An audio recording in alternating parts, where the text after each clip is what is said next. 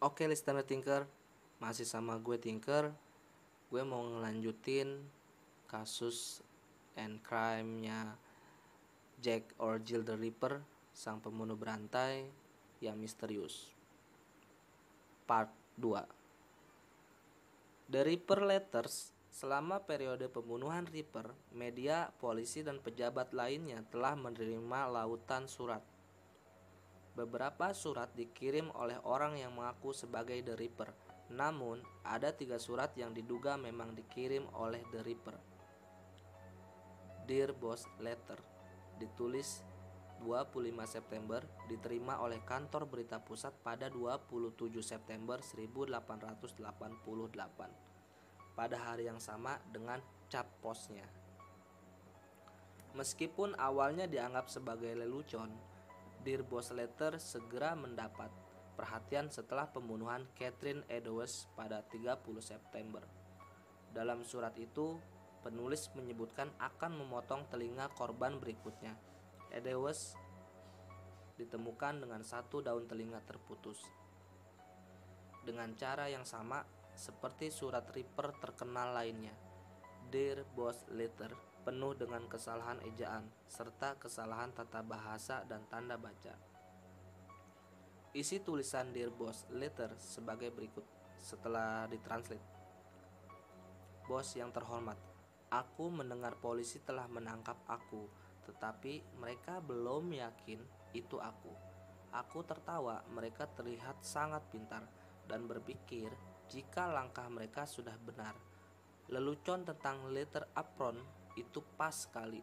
Aku bersama seorang pelacur, aku terus merobeknya sampai aku lelah. Itu pekerjaan hebatku yang terakhir. Aku memberi wanita itu waktu untuk menjerit. Bagaimana mereka bisa menangkapku sekarang?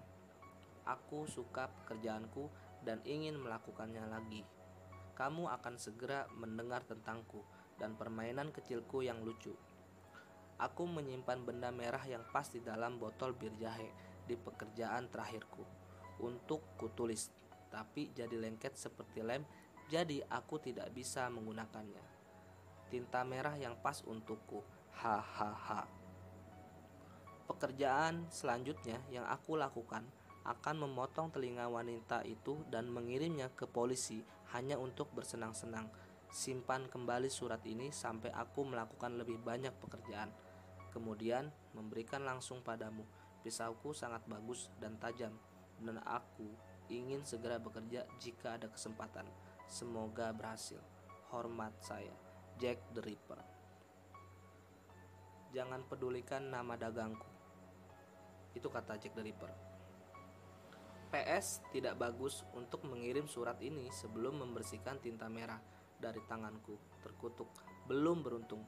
Mereka bilang aku seorang dokter sekarang. Hahaha. Saucy Jack Postcard. Kantor berita pusat menerima kartu pos Saucy Jack pada 1 Oktober 1888 pada hari yang sama dengan cap posnya. Tulisan tangan penulis pada kartu pos sangat mirip dengan yang terlihat pada Dear Boss Letter.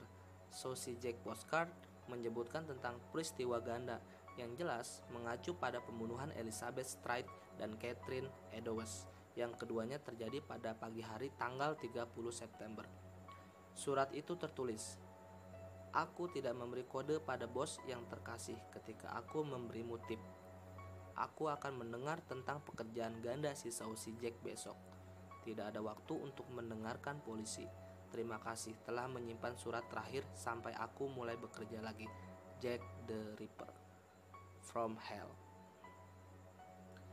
Mr. Luce, aku mengirimmu setengah ginjal yang aku ambil dari seorang wanita yang kusiapkan untukmu. Sepotong lainnya aku goreng dan aku makan. Sangat enak. Aku bisa mengirimmu pisau berdarah jika kamu mau menunggu sedikit lebih lama. Tertanda, tangkap aku saat kau bisa. Mr. Luce. Para tersangka The Ripper.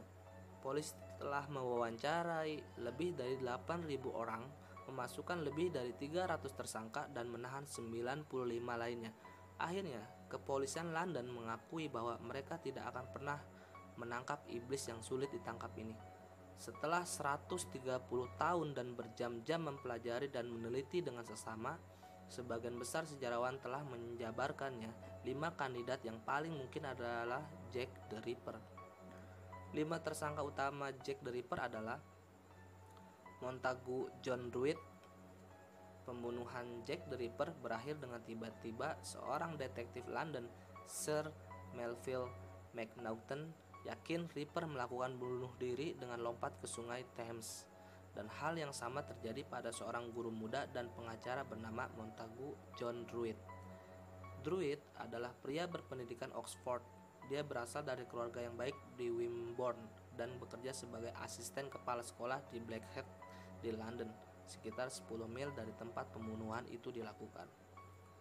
Ayah dan saudara laki-lakinya sama-sama ahli bedah, dan meskipun Druid memiliki pelatihan di bidang ini, ia tidak pernah mengikuti jejak mereka. Montagu Druid menghilang dari rumahnya sekitar 30 November 1888, 3 minggu setelah pembunuhan Ripper terakhir terhadap Mary Jane Kelly. Mayatnya ditemukan mengambang di sungai Thames pada 30 Desember 1888. Aaron Kosminski. Kosminski pertama kali diduga sebagai tersangka Jack the Ripper pada akhir 1980-an oleh peneliti Martin Fido. Kosminski lahir pada tahun 1864 di Rusia dan tiba di London pada awal tahun 1880-an. Dia adalah seorang Yahudi dan bekerja sebagai tukang cukur di daerah Whitechapel selama periode Jack the Ripper meneror jalanan London Timur. Menurut sebuah laporan polisi, Kosminski memiliki kebencian yang mendalam terhadap wanita dan memiliki kecenderungan melakukan pembunuhan. Dia akhirnya dikirim ke rumah sakit jiwa sekitar tahun 1890 dan meninggal pada tahun 1919. Kosminski tetap menjadi tersangka kuat karena dia memang berada di daerah itu pada saat kejadian dan usianya yang pas untuk menjadi pembunuh berantai. Walter Sickert. Painting by Walter Sickert revealed the identity of Jack the Ripper. Teori yang mengatakan jika Jack the Ripper adalah seorang seniman dan pelukis terkenal Walter Sickert pertama kali muncul pada buku Portrait of a Killer yang ditulis oleh Patricia Cornwell.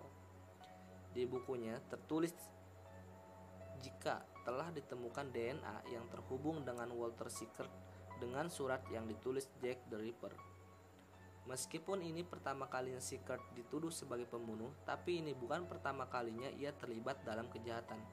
Pada tahun 1975, penulis Stephen Knight mengemukakan pendapat bahwa Sickert telah menjadi bagian dari konspirasi kerajaan yang melibatkan Freemason dan dokter pribadi Ratu Sir William Gould. Lahir pada tahun 1860-an, Sickert memulai kehidupannya di Munich, Jerman, dan pindah ke London 6 tahun kemudian bersama keluarganya. Mungkin dia berada di daerah itu selama pembunuhan Jack the Ripper. Namun, yang lain mengatakan dia mungkin berada di Prancis pada saat itu. Dikatakan bahwa Sickert melukiskan petunjuk tentang pembunuhan Ripper ke dalam lukisannya dengan menggunakan simbol dan petunjuk halus pada latar belakang lukisannya. Beberapa lukisannya menggambarkan pembunuhan, meskipun beberapa ahli berpendapat ini sangat akurat sebagai Jack the Ripper, namun yang lain tetap tidak yakin. Statusnya yang dicurigai diperkuat oleh klaim bahwa dia impoten dan ia telah merusak alat kelaminnya. Beberapa ahli mengatakan bisa menjadi faktor pendorong kebrutalan seperti yang ditunjukkan Ripper kepada para korbannya. Penelitian telah menunjukkan beberapa pembunuh berantai menderita disfungsi seksual dan mereka menggunakan pembunuhan sebagai cara untuk mendapatkan kepuasan. David Cohen. Pendapat bahwa Jack the Ripper adalah seorang Yahudi Polandia kelas bawah pertama kali disampaikan oleh asisten komisaris polisi Sir Robert Anderson dalam memoarnya. David Cohen adalah seorang Yahudi Polandia kelas rendah yang ditemukan berkeliaran di jalan-jalan London Timur pada 7 Desember 1888. Merasa bahwa pria itu mungkin berbahaya bagi dirinya dan orang lain, polisi membawanya ke kantor polisi yang kemudian ia muncul di pengadilan di mana ia tidak dapat menjawab pertanyaan yang diajukan kepadanya. Karena pihak berwenang tidak memiliki cara untuk mendapatkan nama pria itu, mereka membawanya ke workhouse di mana ia terdaftar dengan nama David Cohen. Ini rupanya nama yang digunakan untuk pria Yahudi yang tidak dikenal. Masa kini, dalam prosedur kepolisian, ini akan dikenal sebagai karakter John Doe. Tidak lama setelah memasuki rumah kerja, ia menjadi kejam dan harus ditahan dan akhirnya dipindahkan ke unit Colney Hedge Asylum yang lebih aman. Dia tetap di sana sampai kematiannya pada akhir 1889. Yang benar-benar kita ketahui tentang pria ini adalah usianya sekitar 23 tahun, memiliki rambut coklat, mata coklat, dan janggut. Dia juga terdaftar sebagai tukang cukur. Saat ini, Cohen kemungkinan besar telah didiagnosis menderita skizofrenia paranoid. Cohen tetap menjadi tersangka karena beberapa faktor perilakunya yang beringas, usia yang tepat, berada di daerah itu pada saat kejadian, dan penahanannya menjelaskan mengapa pembunuhan The Ripper tiba-tiba berakhir. Thomas Catbush. Thomas Catbush pertama kali disebut sebagai Jack the Ripper oleh koran Sun pada 13 Februari 1894. Lahir di Kennington pada tahun 1866. Ayah Tom Bush meninggal ketika ia masih sangat muda.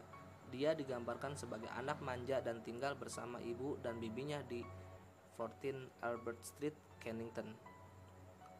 Pada tanggal 5 Maret 1891, 3 tahun setelah pembunuhan Jack the Ripper dimulai dan lebih dari 2 minggu sejak pembunuhan Francis Coles, Catbush dirawat di rumah sakit Lambeth dikarenakan delusi yang diduga disebabkan oleh sifilis. Catbush kemudian melarikan diri dan bebas selama 3 hari dengan membawa pisau yang dia gunakan untuk menusuk Florence Grace Johnson di bokong. Dia juga berusaha melakukan hal yang sama pada Isabella Fraser Anderson di Kennington.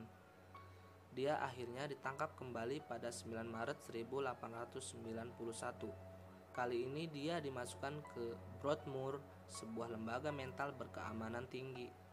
Di dalam rumah sakit jiwa, ia digambarkan memiliki perilaku kejam terhadap perawat dan ibunya sendiri, dan berulang kali mengancam para perawat akan merobeknya dengan pisau. Catbush adalah tersangka yang pas karena deskripsinya mirip dengan deskripsi Jack the Ripper, seperti yang dilihat oleh beberapa saksi mata. Juga, ketika Catbush diterima di Broadmoor pada tahun 1891, pembunuhan berakhir dan jalan-jalan di Whitechapel kembali damai, dan menjadikan Francis Coles sebagai korban pembunuhan Whitechapel terakhir. Thomas Catbush meninggal pada 5 Juli 1903 karena penyakit ginjal kronis. Oke, for listener thinker, itu tadi tentang Jack or Jill the Ripper, si pembunuh berantai yang misterius. Di history itu nggak ada yang tahu siapa sebenarnya Jack or Jill the Ripper yang sebenarnya, masih misteri. Bahkan banyak tersangka-tersangka yang diduga Jack or Jill the Ripper. Buat kalian, kalau mungkin kalian punya komentar tentang Jack or Jill the Ripper, yang mana yang sekiranya Jack or Jill the Ripper, silahkan tulis di kolom komentar.